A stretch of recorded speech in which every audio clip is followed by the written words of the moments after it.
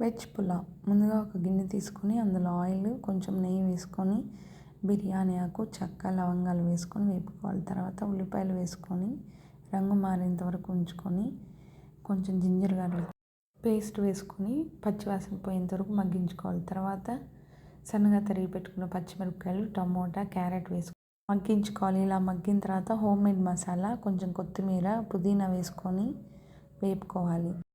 నేను ఇక్కడ 1 గ్లాస్ రైస్కి 1.5 గ్లాస్ వాటర్ పోసుకున్నాను. ముందుగానే ఒక హాఫ్ అన్ అవర్ నానబెట్టుకోవాలి.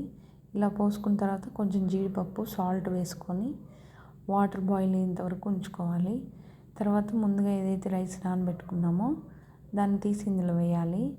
ఇలా ఉడికిన తర్వాత 90% కుక్ అయిన తర్వాత దాని మీద మూత పెట్టేసి ఏదైనా బరువు పెట్టేసేసుకోవాలి. రోల్ కానీ ఏదైనా వాటర్ పోసిన గిన్నె కానీ ఒక 5 నిమిషాల పాటు సిమ్లో పెట్టుకొని మగ్గించేసుకొని దింపేసుకుంటే సరిపోతుంది.